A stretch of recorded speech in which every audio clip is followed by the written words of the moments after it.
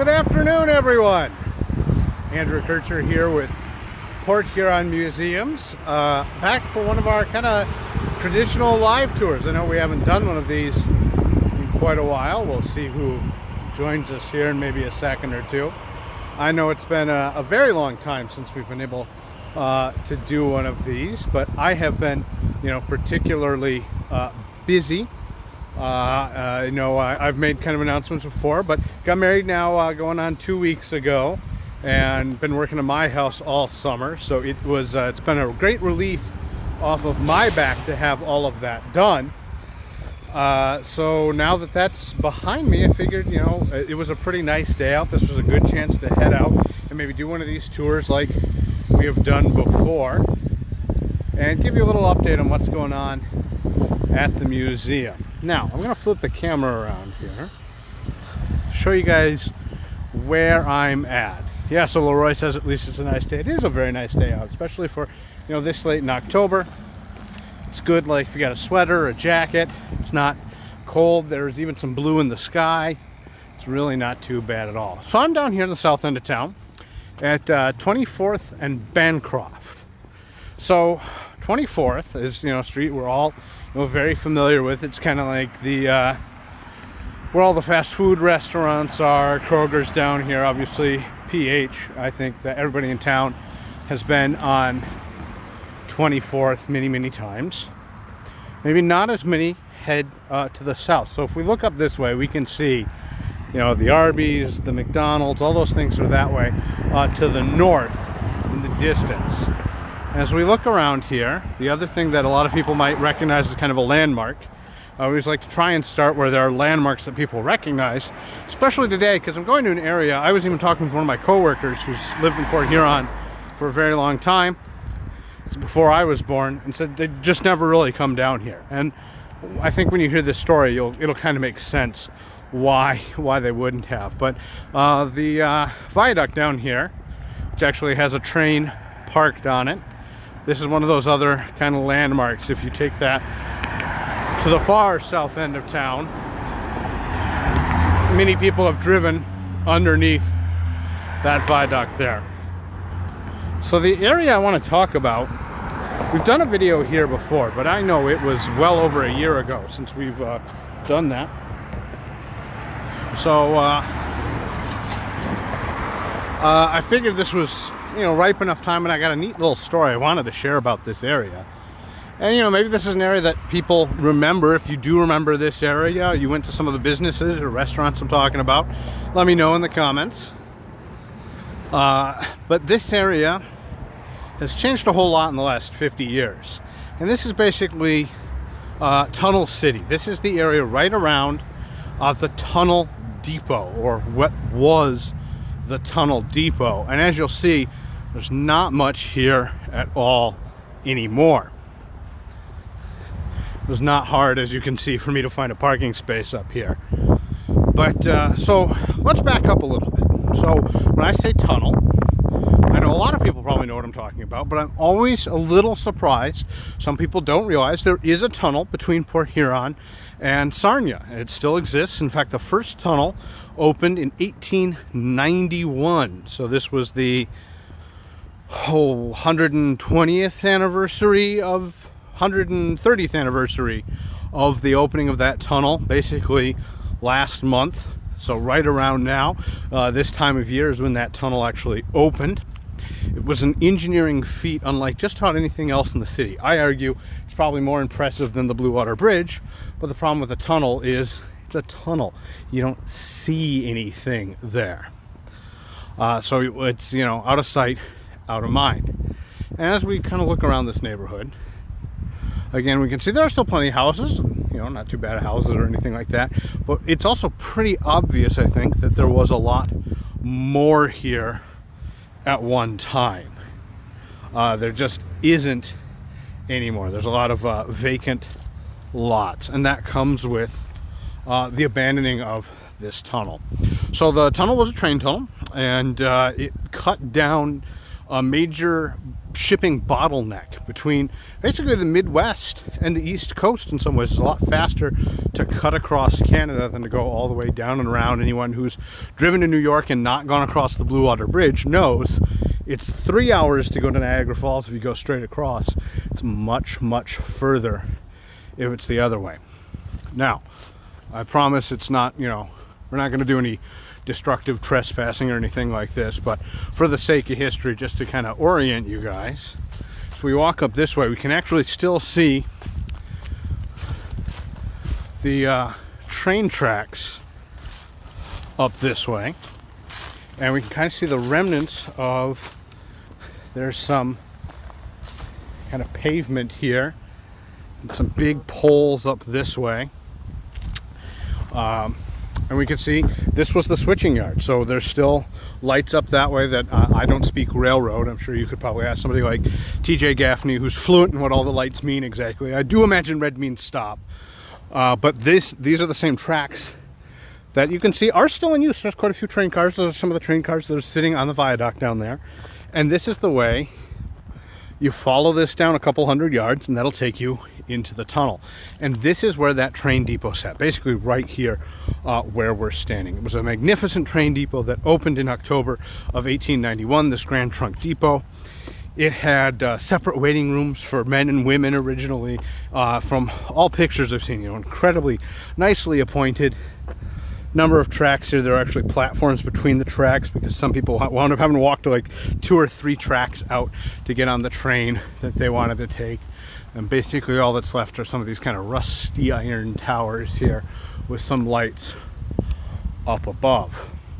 But this was a major, major train depot for anyone traveling in the Midwest, really, especially in Michigan, especially the Blue Water area. This is where you'd get on your train. This is where you'd get off your train if you were headed east or west. Of course, we still do have an Amtrak station. It's not too far from here. But this area, that train station was incredibly busy. In the 1890s and, you know, first part of the 20th century, Port Huron famously was second really only to Ellis Island for processing new immigrants into the United States.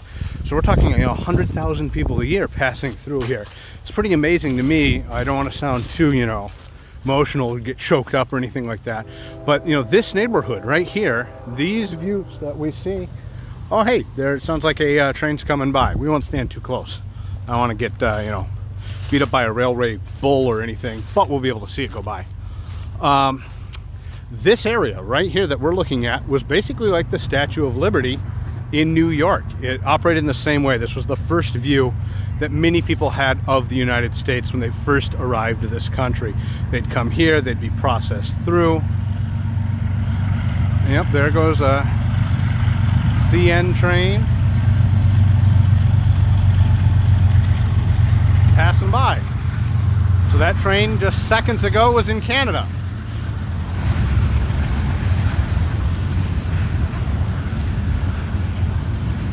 So there's something for all the railroad lovers out there as well. I used to love, I mean, I still like trains. I just am not as big into trains as I sure was when I was a little kid. When I was 5 or 6, Thomas the Tank Engine was my jam. I sure loved trains a whole lot.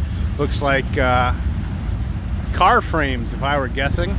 I'd be headed to Marysville or down to Detroit, who knows. Maybe they're probably just waiting on chips. Those are the kinds of things that are shipped through here. And sure, lots of them. Anyway, who knows how long that train is? We don't need to watch the whole thing. We've all seen trains before. So, with hundreds of thousands of people coming here, this train depot would be one of the first places they'd get off. They'd be processed through immigration. And this neighborhood, right here that we're looking at, is where those hundreds of thousands of people would have their first view of the United States. And just like, which direction am I facing when I face the tracks? So this is looking south. So we're directly south. This is east, back towards Canada. North. And that leaves us with west. More of that train car. Still rumbling by. All sorts of things on there. So Anyway, the neighborhood here, there were, just like all the things that you would expect to see in a neighborhood with a big train depot, or just like an airport today. You know, you visit, DTW Airport down in Detroit. What's in the immediate area? Restaurants, hotels. Those are the things people are very interested after a long train journey. You know, you want a place to eat, you want a place to sleep. So that's what this neighborhood was actually full of. What some of these buildings were here. You know, there was the Huron Hotel, which is what became Richard's restaurant. That was up here. Yeah, so let's talk about some of these places specifically, because I got a pretty good story about Richard's. There is still a motorcycle club that meets down here. I think the Liberty Riders there. I think probably the only thing. I don't think there's anything going on in this building. Looks pretty well boarded up. But again, there were barber shops, as some people mentioned. There were, there were pharmacies. Anything you could want. Just we've talked about it in dozens of these. In many cities, and especially in Port Huron, neighborhoods were much more walkable. They were much more self-contained. So each neighborhood would have its own neighborhood bar. Each neighborhood would have its own neighborhood restaurant, a neighborhood shop, and all within walking distance. A lot of people just simply didn't have a car, and they wouldn't necessarily need one. So there was a very thriving neighborhood here that catered to the needs of these folks who are coming in on trains, not like this freight train, but a large number of passenger trains in the area. So here on this corner, we have the UPS guys rolling by. I believe this is where Richard's was, and I could double check my street addresses. Sometimes it's a little hard to tell, and again, it's been gone since before I was born, so I never got to see it. But it was initially the Huron Hotel. Over here there was the McCabe Hotel, which became the Pullman Hotel. It burned down in a rather catastrophic fire. What else was here? The International Hotel, the Tunnel Drugstore, E.R. O'Neill's, Griswold House was up that way. So these are all things that were right here in this neighborhood, as well as a little fire station as well. So William Richert, I was really kind of curious. These two things came up when I was doing some research. Richard has a really neat story. He purchased the hotel, changed the name of the restaurant to, his own name, Richard's. And William Richert comes up in the news. I've been doing some research on Prohibition. So I'll give you a little bit of a hint, an exclusive inside sneak peek about some of the things that are coming up. Man, that train is still going. I'm working on a Prohibition-themed trolley tour. I think it's going to be a bar hop. I think it should be really fun. No promises that it'll be done by the end of the year this year, but certainly by, I think, spring, it should be a lot of fun. So I've been doing a lot of research about Prohibition in this area. We hear lots about rum runners. We hear lots about speakeasies. One of the things that's really difficult to research, you know what, rather than look at like the same vacant lot. So everybody's watching this video live. If you join later, too bad. But if you're watching it on the repeat, you're watching it right now. Just remember, Richard's, it was right here. We're just going to walk through the neighborhood, I think, here for kind of a change of scenery, because it's so nice. So we don't just have to look at a vacant field here. There's the end of the train as it rumbles on out of the distance. So one of the things with Prohibition is, by its very nature, because it's an illegal thing, not a lot gets written down about it. You hear all the time, oh, well, my father was a rum runner, my grandfather, or, this house was a speakeasy, or that was a speakeasy. And I'm not saying all of those are wrong, but I'd be a little surprised if all of them were exactly true. By their very nature, by being illegal, that's not something you want to write down. So it becomes very difficult to research. Kind of in the same way that, like, the Underground Railroad. Anytime you have a house that's older than, the 1860s, there's a lot of people who say, oh, well, I think this house was a stop on the Underground Railroad. Might have been, might not have been. Really hard to confirm that, because again, if you're participating in illegal activity, you don't want to write it down. The names of the very best rum runners, we have no idea, because they didn't get caught and they didn't tell anyone. That's the best way to work that out. But doing this research, I wanted to confirm some of these speakeasies, and one of the best ways to do that is look at some police reports. I found a great one about William Richard's. So William Richards had been laid off from Mueller Brass, and his house got raided in October of 1932, right at almost the tail end of Prohibition. A few more months and Prohibition would have been lifted. But the police came in, they raided, they found barrels of beer, they broke it all up. His daughter described that there were 6 inches of beer left in his basement. It was a very small house over 1815 Gillette Street, so kind of over by the high school. But he wound up having to pay off a $75 fee, or fine. I guess it would be not a fee, it's a fine. Although, as an aside, anytime that a crime is just punishable by, you know, a monetary payment, that just means it's legal for rich people, right? If it's just a fee, it's part of doing business. You take that into account in your profit and loss figure. So he pays a fine rather than a fee of $75, but they said that night a lot of the same police who raided his house came back and wound up playing cards at his house, where he had kind of long-standing card games. He figured if he was running this illegal speakeasy, in for a penny, in for a pound, he also had some slot machines, ran card games, that sort of thing. He had like a mini casino at his house. And he said that that night he made $105. So even with his house being raided, he comes out in the positive. And he actually uses a lot of the money he made during Prohibition to purchase that hotel and rename it to Richard's, where it becomes the restaurant. So kind of neat. So yeah, this whole neighborhood here, there are of course newer homes, but there are actually quite a few homes that sprung up in the 1890s, the very beginning of the 20th century, because they are the homes of the people who are, you know, working at those locales in the little tiny industrial park of Tunnel City, or Depot Town there. Oops. Almost tripped on the sidewalk. Man, the sun's coming out. It's particularly nice. I think if we make a left up here, we can see there are some really nice 1890s homes that are still here in this now very, very quiet neighborhood. I think, like I said, it's not an area where we think of as like a little business district. There's not a lot of businesses. There's not really any back this way at all. So we're up to Minnie Street. Not sure where this Chevy's going. Oh, he's turning, so I'm going to go across.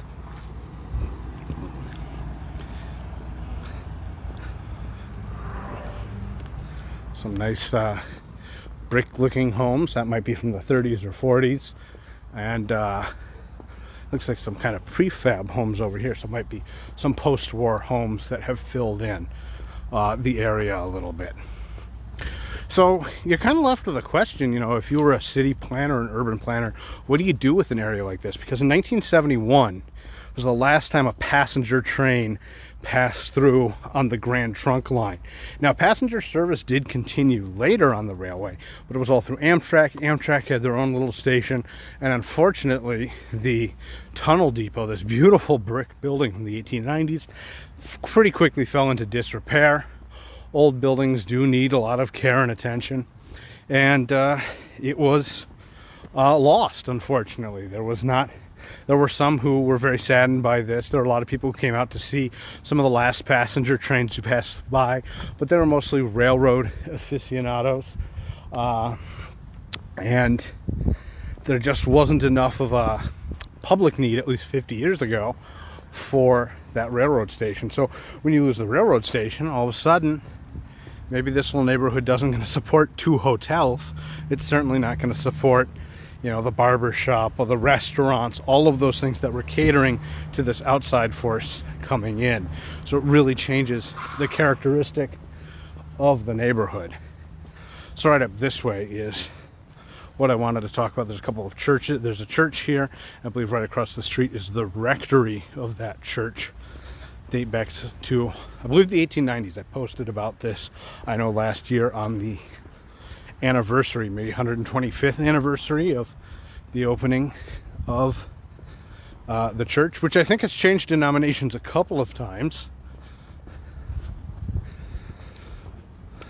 But it's a very pretty building, and I really like the rectory across the street. So we're up to 23rd and Bancroft. So while we look at this, and while I kind of walk back to where we started, I got to share that story, which is always fun and exciting. I want to give everybody some updates about what's going on at the museum. So this is now the Pentecostal Church of Michigan. So looks like they have services in Spanish here, which is kind of neat. And here we can see that 125-year-old rectory with this beautiful shingles up on the second floor. It's kind of hard to see in the sun. Once we get into the shadow here, you'll be able to see that.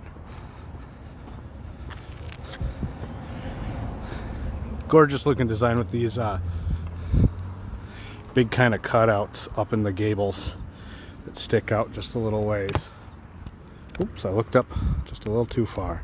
I really like it. The big cutouts up there kind of mirror the little cutout on top of that garden gate. It's really cute. Looks like some more modern siding down below. But you know what they say about vinyl. Vinyl's final, so to speak. Doesn't require much maintenance once you do that. It looks like there might have been a rental home here, because there's this whole second entrance completely separate up on the second floor. Second set of steps on the way up there. Anyway, so some of the other things I want to let people know coming up with the museum. I am doing trolley tour after trolley tour after trolley tour this weekend. Lots of murder and mayhem tours. I believe they are all sold out. However, we always do lots of private tours and private bookings. It's much more affordable than you might think. You get 10 or 15 of your friends together, and you're not paying much more than 20 bucks a person to come on one of these tours when you want to go. So we set it up with me, the trolley driver, and find a good time that works for all of us. We can go on a Wednesday morning if you want. In fact, I prefer it. I know I have lots of trolley tour requests for weekends, and then I always have to move my schedule around a lot, which isn't a huge problem. But every once in a while, there's something that, like, I really want to go to, but that's work for you. Work's work. I'm getting ready to post a whole bunch of our winter trolley tours. We're gonna have lots of Christmas light trolley tours, along with our candlelight tours of the lighthouse are coming back. So be on the lookout for those. That's coming up, and I think we're gonna have some more fun winter stuff as well. One of the things, we've been in talks with a photographer. We are really excited. We're gonna be offering these kind of pop-up family photo sessions at the museum. Everybody always talks about what a beautiful building the Carnegie Center is. I tend to agree. I think it's a very beautiful spot, and this will be a great way to get maybe some Christmas card pictures with your family. You come, you get like a half-hour session, 15 minutes. Sometimes that's all the kids want to sit still for anyway.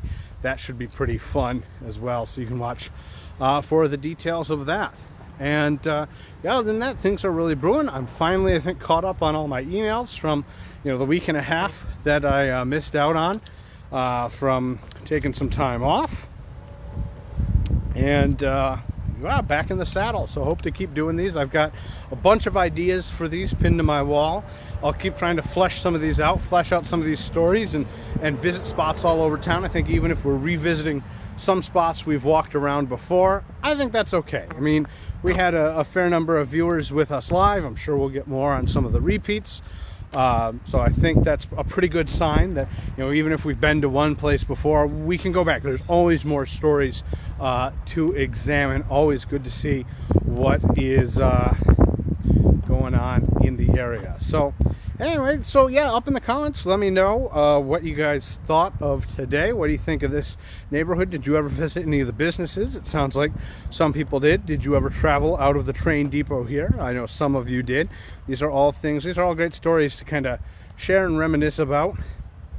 And I think we'll leave it at that then for today. So if you get out, today's a great day to go for a walk. It's really, really nice. I've got a trolley tour in a couple of hours, so I was really glad to be able to get out of the office, walk on this beautiful, beautiful day, and enjoy some of the history we have here in our own backyard. And keep your eyes on the Facebook page for more of it coming up. So until next time, it's Andrew Richert from Port Huron Museums reminding you to check out the history here in your own backyard, and we'll catch you on the flip side.